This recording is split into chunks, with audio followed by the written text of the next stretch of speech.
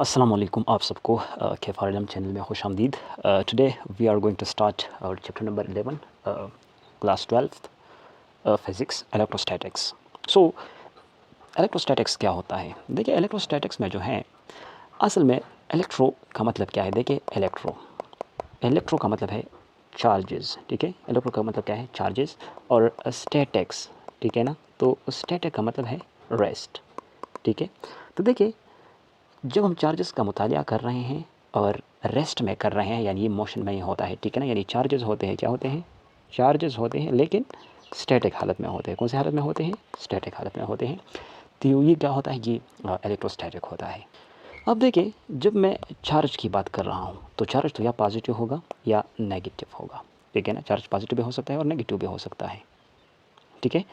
तो अगर मैं ऐसा कहूँ कि मैं अगर दो पॉजिटिव चार्जेस एक दूसरे के करीब लेके आऊँ, तो चूँकि ये क्या है? ये सेम चार्जेस है, ठीक है ना। ये क्या है? ये सेम चार्जेस है, तो एक दूसरे को क्या करेगा? रिपेल करेगा, ठीक है ना। लेकिन अगर टू अपोजिट चार्जेस मैं एक दूसरे के करीब लेके आऊँ तो एक दूसरे को क्या करेगा? अट्रैक्ट करेगा। मैं कह सकता हूँ कि अपोजिट चार्जेस व्हाट अट्रैक्ट्स, ठीक है ना। जो अपोजिट चार्जेस होते हैं ये क्या होते हैं? ये आपस में एक दूसरे को अट्रैक्ट कर रहे होते हैं, ठीक है ना।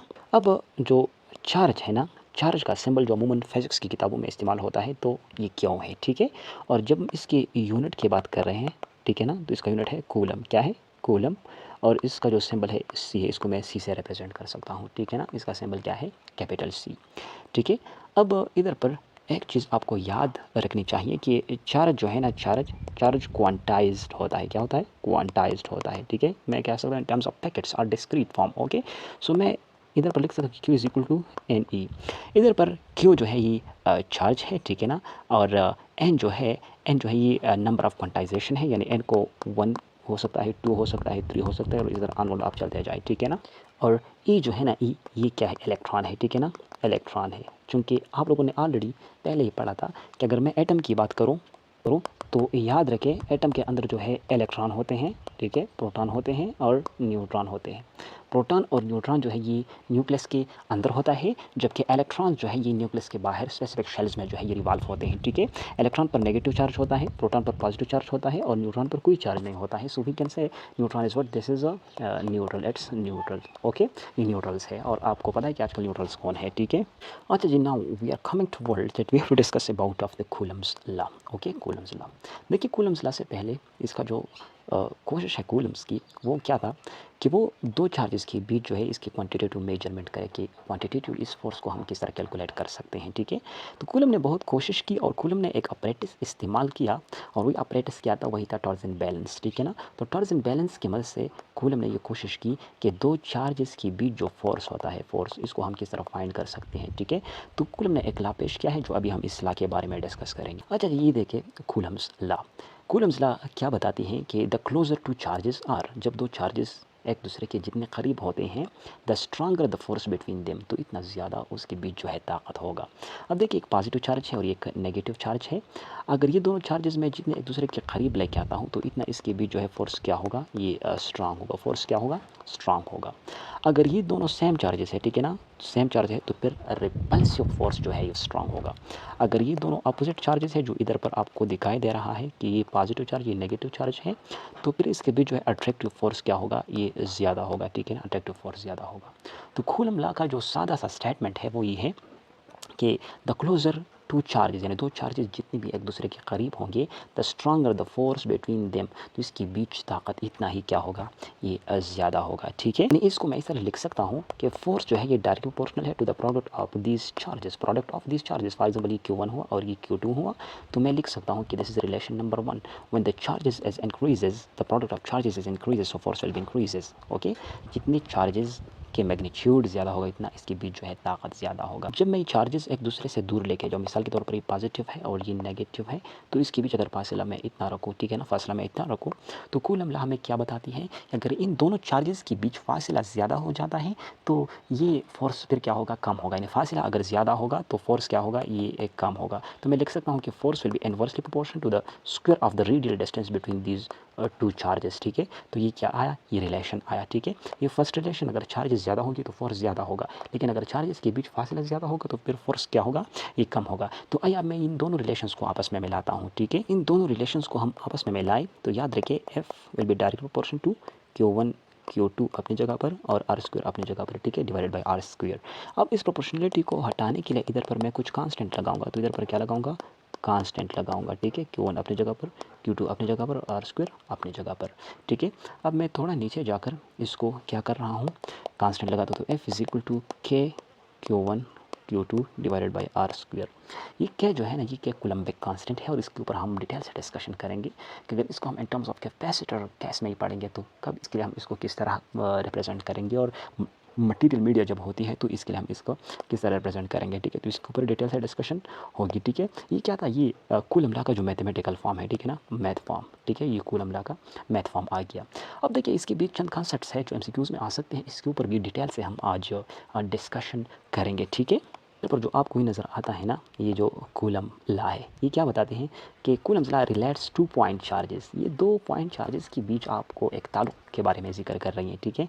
And the distance separating them, और वही फासले के बारे में जो ये दोनों चार्जेस एक दूसरे से जुदा कर देती हैं, ठीक है ना, विद द इलेक्ट्रोस्टैटिक फोर्स। और इसका रिलेशन आपको किस चीज़ से बताया जाता है, इलेक्ट्रोस्टैटिक फोर्स। देखिए ये पॉइंट चार्जेस Q1 और Q2 हुआ, और ये जो इधर पर डिस्टेंस है ये R स्क्वायर हुआ, और ये जो इलेक्ट्रोस्टैटिक फोर्स है ये F हुआ, ठीक है। तो इसके जो फाइनल रिलेशन आता है ये आता है, ये फोर्स जो है, ये फोर्स ये अट्रैक्टिव भी हो सकता है और ये रिपल्सिव भी हो सकता है। अट्रैक्टिव कब हो सकता है, जब ये दोनों चार्जेस क्या हो, अपोजिट हो। रिपल्सिव कब, जब दोनों चार्जेस क्या हो, ये सेम हो, फिर रिपल्सिव होगा, ठीक है। तो ये बात आपको इधर पे समझाया गया है कि कूलम लॉ आपको किस चीज़ के बारे में ताल्लुक बताती है, 2 point charges and distance of separating them, electrostatic force of attraction और रिपल्शन। तो ये क्या है, ये कूलम का जो सिंपल सा जो क्या है, ये जो कानून है ना, ये आपको इस रिलेशन से पता चल जाता है, ठीक है ना। यानी जब R ज़्यादा होगा तो फोर्स क्या होगा, कम होगा, because they both are inversely proportional to each other. लेकिन जब हम चार्जेस की बात कर रहे हैं तो चार्जेस अगर ज़्यादा होगा तो फोर्स भी क्या होगा, ज़्यादा होगा। So force and charges are directly related, okay. We are discussing about permittivity and free space, so we have to put here epsilon naught, okay. Now अगर हम ये डिस्कस कर रहे हैं कि अगर मटेरियल मीडिया में हम बात करें, किस चीज़ में, मटेरियल मीडिया में, ठीक है ना। तो मटेरियल मीडिया में हम इसको किस तरह लिखेंगे, हम इसको लिख सकते हैं कि K is equal to 1/4 pi epsilon, ठीक है। जब हम कूलम लॉ की बात कर रहे हैं कि अगर मैं कूलम लॉ को फ्री स्पेस में लिखूँ तो मैं लिख सकता हूँ कि F is equal to 1/4 pi epsilon not Q1 Q2 divided by R square, while whenever we are write in material media F is equal to 1/4 pi epsilon Q1 Q2 divided by R square, okay. अच्छा जब देखिए इधर पर जो मैंने 2 charges लिए, ठीक है ना, Q1 और Q2, ठीक है ना। अगर ये Q1 Q2 पर फोर्स लगाता है तो मैं इसको लिख सकता हूँ कि F1 2, इस 2 के लिए मैं ऑन का लफ्ज़ इस्तेमाल कर सकता हूँ और इसके लिए मैं बाय, ठीक है ना। फोर्स एक्सर्ट ऑन 2 बाय 1, यानी फोर्स 2 पे लगता है, किस वजह से लगता है, 1 नंबर चार्जेस की वजह से ये लगता है, ठीक है। और अगर ये 2 1 पे लगाता है तो फिर मैं इसको लिख सकता हूँ F2 1। अब 1 के लिए ऑन आएगा और 2 के लिए by, force exerted on 1 by 2, ठीक है। ये याद रखिए, बहुत की वर्ड्स है जो मैं आप लोगों के साथ शेयर करने जा रहा हूँ, ठीक है। अब देखिए according to Newton third law of motion के हर एक्शन का कोई रिएक्शन होता है, एक्शन और रिएक्शन आपस में बराबर लेकिन डायरेक्शन में मुखालिफ होता है, ठीक है। तो अगर मैं इन दोनों फोर्सेस की बात करूँ तो ये दोनों फोर्सेस जो है भी एक दूसरे के मुखालिफ लगते हैं, ठीक है ना। और इन 2 चार्जेस के बीच जो फासला है ये क्या है, ये R है, ठीक है ना। और ये यूनिट वेक्टर्स के बारे में R12 एंड R21 ये क्या है, ये यूनिट वेक्टर्स है।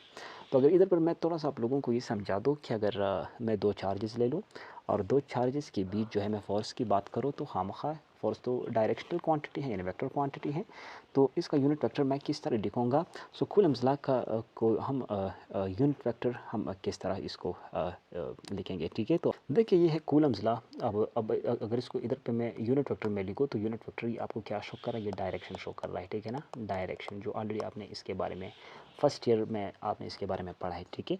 अब कूलम लॉ में इस तरह भी लिख सकता हूँ कि F is equal to K Q1 Q2 divided by R square, और इसको मैं लिख सकता हूँ original vector divided by its magnitude, okay, its magnitude. तो अगर इस R और इस R स्क्वायर को मैं मल्टीप्लाई करूँ तो मैं लिख सकता हूँ कि K Q1 Q2 divided by R square, और R स्क्वायर और R मल्टीप्लाई जो है तो सॉरी आता है R क्यूब, क्या आता है, R क्यूब आता है, ठीक है, और ये आर वेक्टर अपनी जगह पर। तो याद रखिए कूलम लॉ को मैं इस शक्ल में यानी इस मैथमेटिकल फॉर्म में भी लिख सकता हूँ। अब चूँकि इधर पर हम दो चार्जेस की बात करेंगे तो फोर्स अगर 1 2 पे लगा तो 2 1 पे लगाता है तो क्या किस तरह करेंगे, ठीक है। अब देखिए इधर पर जो ये F21 लगता है, ठीक है, तो ये क्या की जगह उन लोगों ने 1/4 पाई एप्सिलॉन नॉट यानी फ्री स्पेस की बात इधर पे हो रही है, ठीक है, फ्री स्पेस में ये लिखा गया है, ठीक है। ये भी एप्सिलॉन नॉट है तो ये भी क्या है, फ्री स्पेस में है, ठीक है ना, फ्री स्पेस में है। अब इधर पे देखें F21 is equal to 1/4 pi epsilon not Q1 Q2 divided by R12 square and R12 unit vector. यानी ये जो है अब फोर्स लगता है on 1/2, okay. So unit vector जो है वो होगा ये 1 से 2 की तरफ होगा, ठीक है। और इसी तरह F21 ये F12 तो ये भी 1/4 पाई एप्सिलॉन नॉट है Q1 Q2 divide by R21 square. और यूनिट वेक्टर जो है अब 2 से 1 यानी इधर पर 1 से 2 की तरफ है और इधर पर 2 से 1 की तरफ है, ठीक है ना। तो 1 से 2 की तरफ और 2 से 1 की तरफ, ये तो डायरेक्शन में खिलाफ हुआ ना। तो अगर इसको मैं पॉजिटिव लिखूँ तो इसको मैं किस तरह लिखूँगा, नेगेटिव में, ठीक है। तो मैं लिख सकता हूँ कि F21 will be equal to minus F12, okay. और मैं इसको इस तरह भी लिख सकता हूँ कि F12 will be equal to minus F21, ठीक है ना, क्योंकि ये दोनों फोर्सेस जो है एक दूसरे के क्या है, ख़िलाफ़ लग रहे हैं, ठीक है।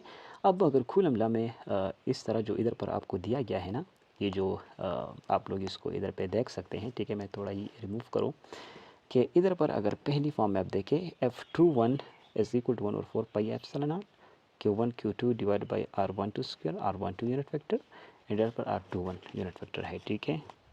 इसी तरह अगर हम यूनिट वेक्टर की बात करें तो देखिए ये R12 will be equal to minus R21, ठीक है ना, ये भी डायरेक्शन में क्या है, ये खिलाफ है।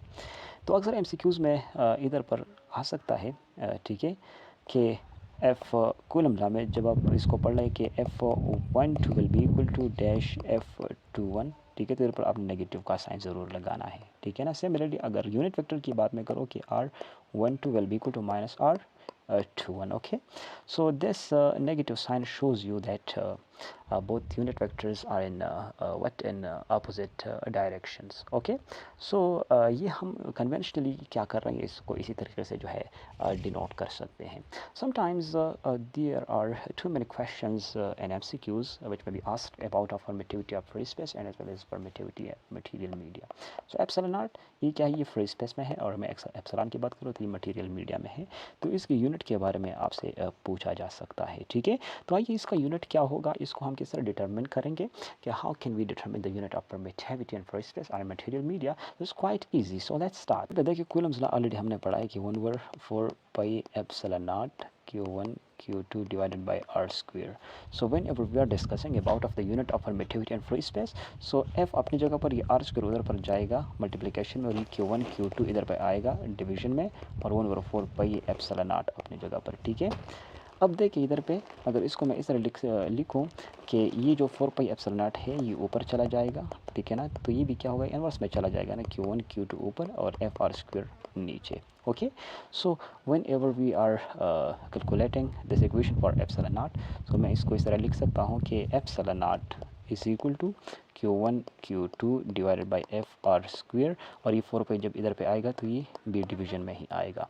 अब इधर से इसके जो यूनिट्स है इसको निकालो, तो epsilon naught is equal to charge का यूनिट कूलम है, Q2 का यूनिट कूलम है, F का यूनिट न्यूटन है, और डिस्टेंस मीटर इसके ऊपर स्क्वायर है, 4 पाई कांस्टेंट है तो इसका कोई यूनिट नहीं होगा, ठीक है।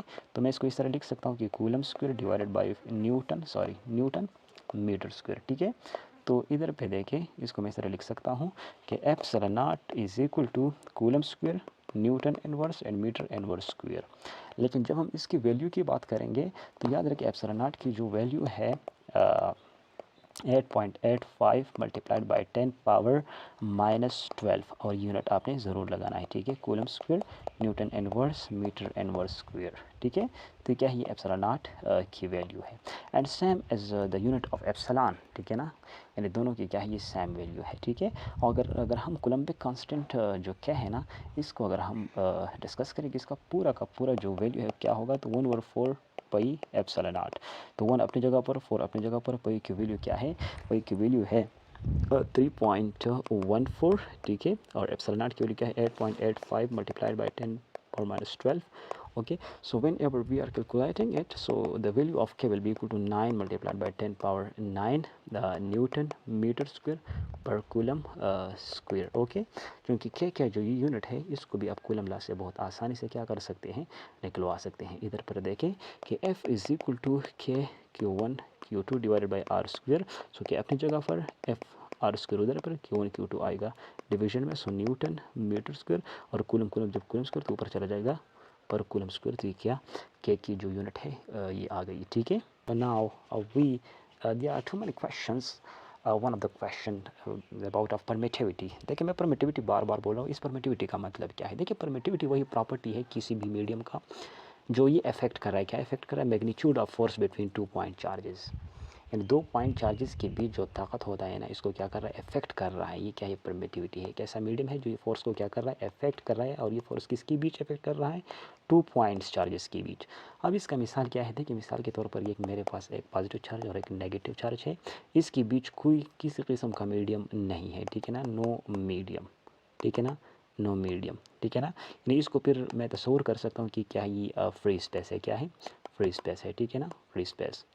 अब देखिए जो फ्री स्पेस तो उसको मैं एप्सिलॉन नॉट से रिप्रेजेंट कर रहा हूँ. ठीक है ना, इसी वजह से इन दोनों के बीच क्या होगा? अट्रैक्टिव फोर्स होगा और ज़्यादा होगा because there is no any other medium.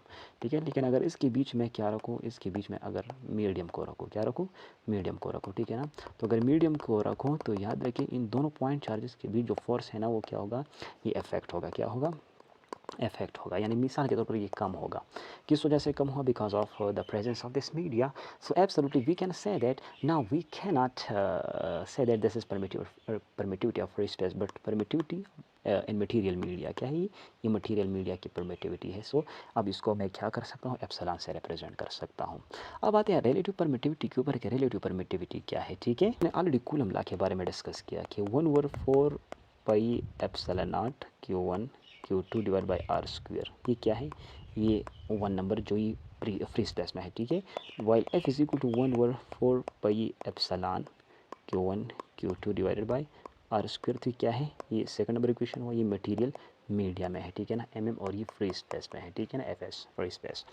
Now when we are talking about of relative permittivity so we can say that अगर मैं वैक्यूम वाला जो फोर्स है ना, इलेक्ट्रोस्टैटिक फोर्स है, इसको मैं डिवाइड करूँ मीडियम के ऊपर तो देखिए ये क्या होगा? ये आ जाएगा.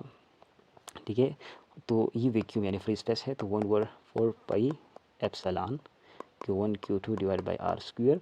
और ये क्या होगा? ये 1/4 पाई एप्सिलॉन. ये एप्सिलॉन नॉट है. ठीक है, ऊपर वाला ये एप्सिलॉन नॉट है और ये नीचे वाला एप्सिलॉन है. ठीक है, तो Q1 Q2 divided by are square. ठीक है, तो ये जो Q1 Q2 divide by are square है ये आपस में क्या हो गया? कट. ठीक है ना, अब देखिए ये क्या रह गया? F vacuum divide by F medium. इधर पर रह गया 1/4 पाई एप्सिलॉन नॉट और इधर पे रह गया 1/4 पाई एप्सिलॉन. ठीक है, तो अगर इसको मैं इस तरह लिख सकता हूँ ना, मैथमेटिकल रूल है, मल्टीप्लाइड बाई ऊपर चला जाएगा तो 4 पाई एप्सिलॉन डिवाइडेड बाई 1. तो देखिए 4 4 के साथ कैंसिल, पाई पाई के साथ कैंसिल. तो ये जो आप लोगों को इधर पर ऊपर क्या रह गया? ये एप्सिलॉन को अगर मैं 1 के साथ मल्टीप्लाई करूँ तो एप्सिलॉन आएगा. एप्सिलॉन नॉट को 1 के साथ तो एप्सिलॉन नॉट आएगा. तो ये क्या है? ये रिलेटिव परमिटिविटी है. क्या है ये रिलेटिव परमिटिविटी है.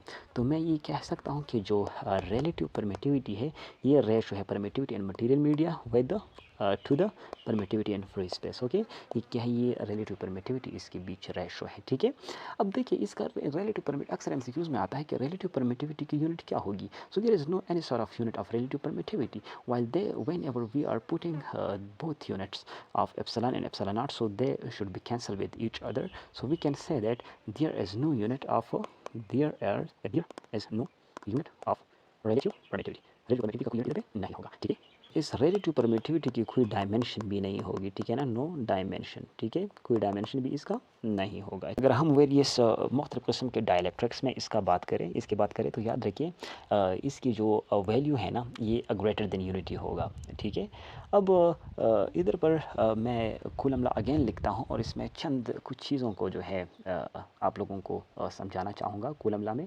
देखिए F is equal to 1/4 pi epsilon not. Okay, epsilon not Q1 Q2 divided by are square. ठीक है। अब देखिए यूनिट वेक्टर भी लगाया करें, ठीक है, क्योंकि आपको डायरेक्शन जो है ये रिप्रेजेंट कर रहा है, ठीक है। सो अब मैं ये कह सकता हूँ कि जो रिलेटिव परमिटिविटी थी ना वो क्या थी, permittivity in material medium, permittivity in free space, ऐसा था ना, ठीक है। तो अगर इधर पर मैं ऐसा करूँ कि इसको अगर मैं सारी कुल मिला जो है मैं मटेरियल मीडिया के लिए लिखूँ, तो एप्सिलॉन अपनी जगह पर और ये एप्सिलॉन रिलेटिव परमिटिविटी अपनी जगह पर और एप्सिलॉन नॉट इधर पर चला जाएगा किस चीज़ में, मल्टीप्लिकेशन के लिए। तो अगर इसको मैं इधर पर पुट करूँ तो ये क्या होगा, ये आएगा F is equal to 1/4 pi epsilon not epsilon R Q1 Q2 divided by R square with R unit vector, ठीक है ना। तो अक्सर ये भी आ सकता है न्यूमेरिकल कैलकुलेशन के लिए, तो आप लोगों को ये भी क्या करना चाहिए, याद रखना चाहिए। अब देखिए इधर पर मैं इसको इस तरह भी लिख सकता हूँ कि चूँकि एफ इज़ इक्वल टू, थोड़ा कलर को चेंज करूँ, F is equal to 1/4 pi epsilon not, ठीक है, Q1 Q2 divide by R square. तो एफ इज़ इक्वल टू मैं लिख सकता हूँ कि किस एप्सिलॉन नॉट जो है ये फ्री स्पेस में है ना, तो ये क्या है, एफ वैक्यूम है, ठीक है, और एप्सिलॉन आर अपने जगह पर, यानी एफ वैक्यूम के लिए 1/4 pi epsilon not Q1 Q2 divide by R square, ठीक है। तो 1/4 pi epsilon not Q1 Q2 divide by R square, इसकी जगह मैंने क्या पुट कर दिया, एफ वैक्यूम मैंने पुट कर दिया, और एप्सिलॉन आर जो है इधर पर अपनी जगह पर। तो इसका जो फाइनल कैलकुलेशन है ना कि F medium will be equal to F vacuum divide by epsilon r, okay.